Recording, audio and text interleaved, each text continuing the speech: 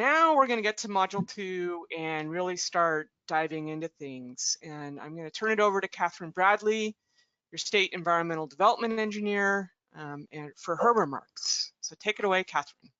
Okay, thanks, Beth. And as you see, I'm a State Environmental Development Engineer, not a tech engineer. I couldn't figure out how to make my camera work, so I apologize for that.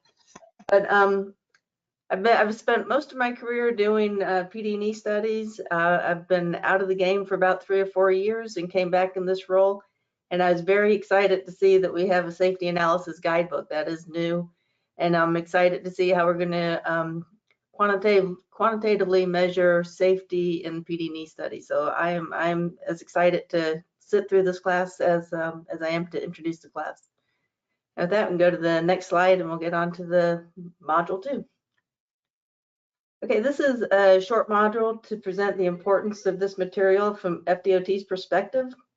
We have invested in this guidebook and now the training to demonstrate how the guidebook can be used to support a safety analysis in the PD&E process. The objectives of this module are to raise awareness of the guidebook as a resource, describe the goals of the guidebook, and begin the process of understanding how to integrate safety into alternative analysis. Go to the next slide, please.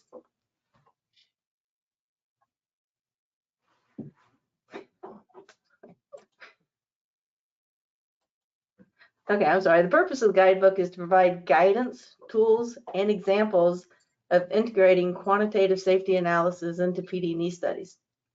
We also set out to present a consistent approach for conducting safety analysis to help practitioners and reviewers develop skills and better integrate safety analysis into project alternatives analysis. As you'll see, the guidebook does not teach the methods, but it tries to provide guidance for scoping analysis, collecting data, doing the analysis, and documenting the findings. It provides guidance on how to conduct quantitative safety analysis. Next slide, please. So more specifically, the goal of the guidebook is to present an approach for defining the scope of quantitative safety analysis in PD&E studies, facilitating a consistent application, analysis, and documentation of the quantitative safety analysis. And for purpose and need, the book outlines a method for identifying crash contributing factors and countermeasures. And finally, for quantifying safety performance and alternative analysis, the guidebook provides consistent methods for estimating safety performance using either crash modification factors or using the Highway Safety Manual. And next slide, please. So the objective of the PD&E process is to review a project and make location and concept decisions to achieve the project goals. So with this guidebook, we're demonstrating methods for bringing quantitative safety analysis into the design decisions as well. So if you look at this slide, on the left are typical PD&E traffic operations decisions, and on the right are comparable safety analysis decisions. So for example, the first one for the traffic operations is change in traffic operations due to different alternatives. For the PD&E safety decision, it would be change in crash frequency or severity due to different alternatives. And the next one down, if an alternative is modified to achieve a specific traffic flow goal, what are the impacts to the other factors? And other factors being right-of-way, wetland, noise, what the typical things we're looking at in a PD&E study.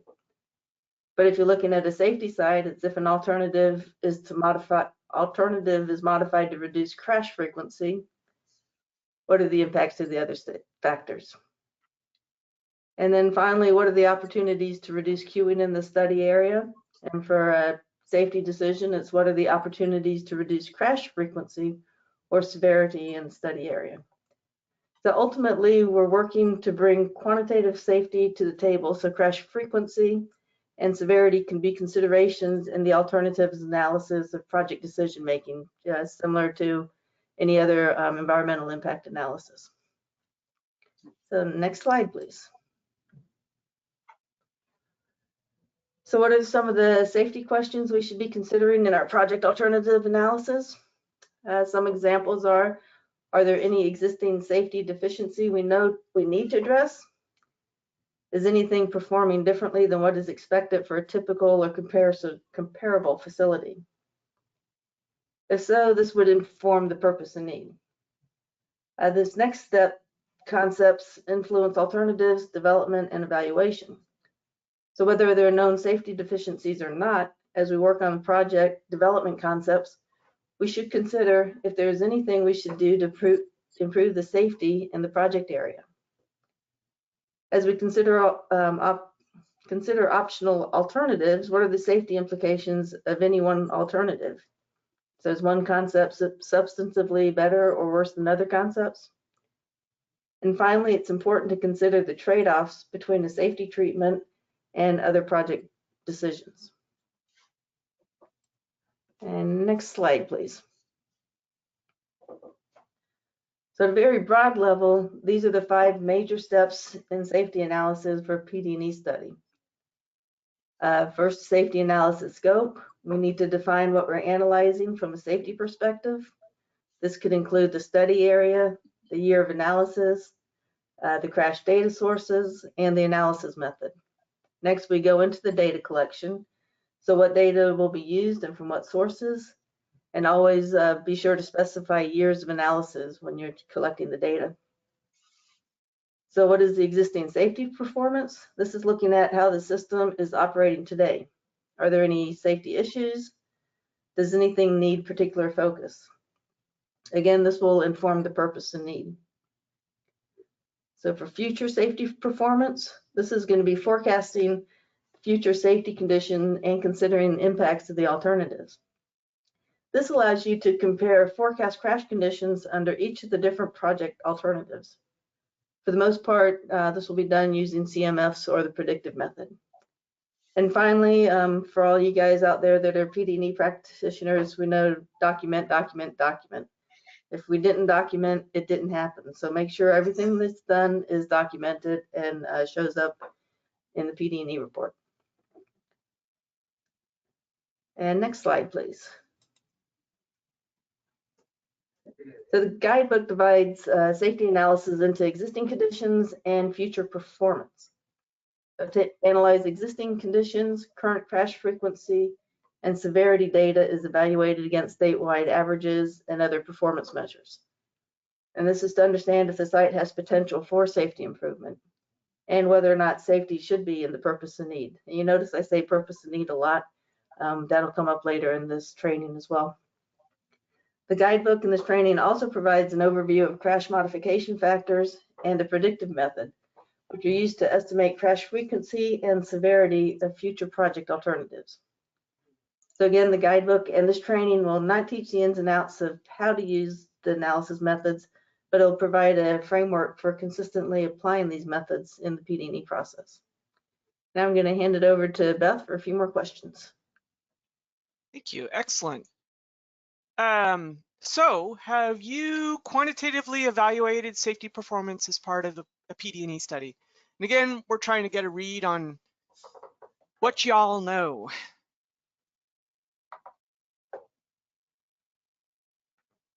So this would be, you used a crash modification factor, or you used the predictive method, maybe you did some crash rates.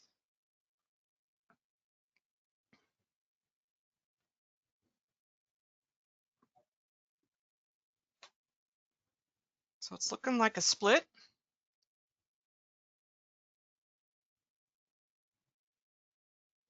Okay. Oh, a few more votes coming in.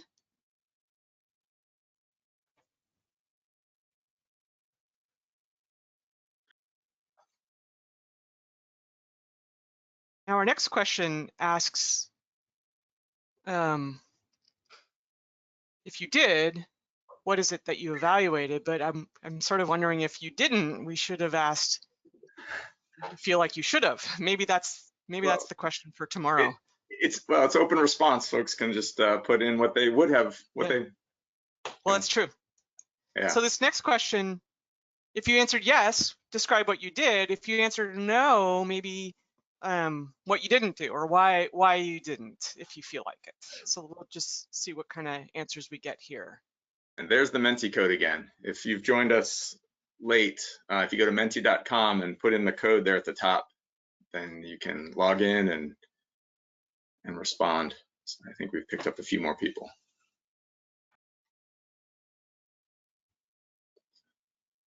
Median impact, interesting.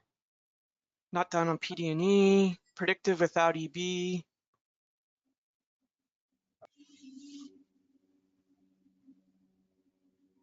Mode-specific crash history. The new employee, fair enough. ICE, pedestrian safety and weaving. This person has sort of both ends of the spectrum there to think about. Reviewer role only. Changes in ramp configuration at intersections, urbanized interchanged. Used ICE for scoping, but not PD&E. Hard shoulder running, that's a hard one. Animal vehicle collisions, that's interesting. Benefit cost.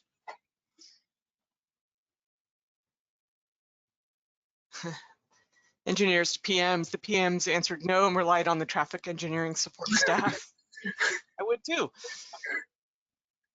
Ped bike, DDI, roundabouts. DDI, there's been a lot of recent research about that. Material analysis and updated use HSM spreadsheets. Typical section impacts. Direct left turn, medium U-turn. Hard shoulder running, I was just talking with a colleague about that this morning. It's a hard one to predict still. Okay. All right, well, we got an idea on the gamut of the issues. Back to you, Catherine. Okay, and this slide gives you a lot of links to different policies and procedures. The guidebook is consistent with the DOT's implementation policy, as well as our PD&E manual traffic analysis chapter. That's part 2, chapter 2. The guidebook is intended to explain how to apply the predictive method on PD&E projects, and it is consistent with other DOT guidance. But as usual, make sure you understand all the guidance. Make sure you read through everything on this issue. Don't rely just on one source. And finally, data-driven analysis should be used to the extent practicable, but this guidebook does not supersede other DOT policies and procedures. And next slide.